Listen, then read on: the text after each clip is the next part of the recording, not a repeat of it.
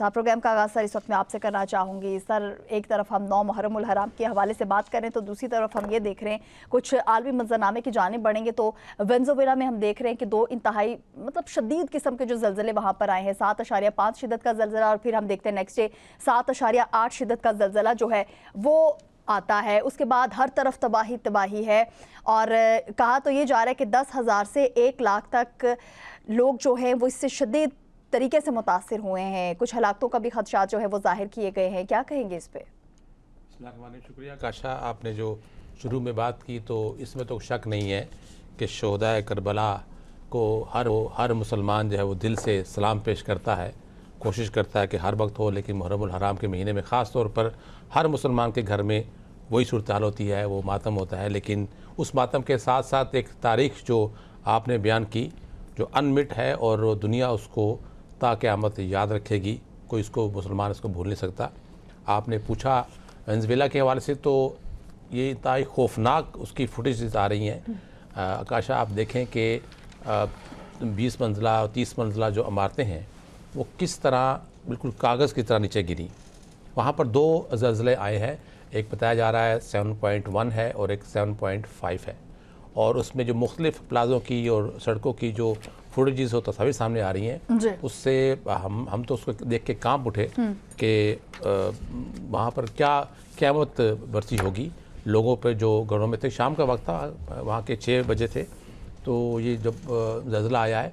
और अब जो तफ़सीलात सामने आ रही हैं उसमें ये इसकी रेंज जो है वो काफ़ी बड़ी है और कैलिफोर्निया यानी कि अमेरिका के कुछ इलाके भी आए हैं इसके ज़ेर असर, और वहाँ पर बताया जा रहा है 5.6 रेंज तक ज़लज़ला आया है, वहाँ तबाही हुई है। लेकिन जो तबाही वेनेजुएला में हुई है वो बड़ी खौफनाक है। अभी तक जो हलाकतें हैं वो तो बताई जा रही हैं कि 164-170 तक हैं जो कन्फर्म हुई हैं, लेकिन जो इमारतों में और प्लाज़ों में लोग मौजूद थे उनकी तादाद अभी तक ज़ाहिर उसमें चंद लगेंगे जब तक मलबे से कुछ लोग निकाले जाएंगे ज़ख्मी या जो जहाँ भाग हुए हैं।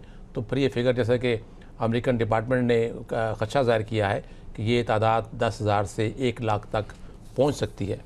तो अल्लाह खैर करे। लेकिन जो देखे इसमें नुकसान जो मैंने फुटेज से अंदाज़ा लगाया है कि इसकी एक तो ठीक है कि ज़लज़ले की शिद्दत 7.1 और 7.5 थी, लेकिन जो इमारतें थी वो मोस्टली वो फ्लैट्स थे, रहायशी फ्लैट्स थे।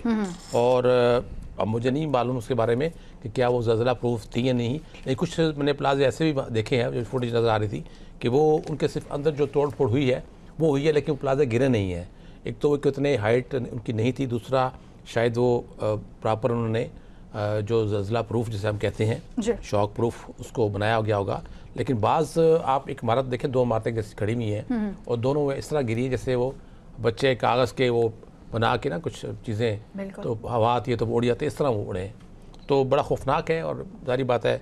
और इसके साथ साथ फिर अब देखें जापान में भी ज़लज़ला आया है, 6.9 का बताया जा रहा है और वहाँ पर भी हालात ख़राब हैं। लेकिन वेनेजुएला में इस वक्त पूरे मुल्क में उन्होंने इमरजेंसी तहफ़्फ़ुज़ कर दी है और अमेरिका के प्रेसिडेंट ने भी कहा है कि वो वेनेजुएला के हालात पर नज़र रखे हुए हैं और जहाँ भी ज़रूरत पड़ेगी इमदाद की तो वो इमदाद फराहम करेंगे। और यकीनन दुनिया के बाकी ममालिक भी को वो वेनेजुएला यहाँ से बहुत दूर है और अमेरिका की बस्ती इलाका है, तो उसमें कहा जाता है कि वो वहाँ तक पहुँचने के लिए वो काफ़ी टाइम लगेगा। लेकिन करीबी ममालिक ने अफसोस का इजहार भी किया और इमदादी टीमें यकीनन रवाना होंगी। लेकिन जो खदशात है ना कि इसमें ख़वातीन, बच्चे और बाकी भी लोग उन इमारतों में दब गए हैं, उनके बारे में बड़ी खौफनाक वाक़ई इत्तलात आ रही हैं कि उनको निकालना इसलिए मुश्किल हो जाएगा कि पूरी इमारत जो इसकी जो 20 मंजिला या 25 या 30 मंजिला थी वो जिस तरह गिरी हैं, तो इतने बड़े मलबे से इंसानी जान को निकालना या लाश को निकालना इंतहाई मुश्किल होता है।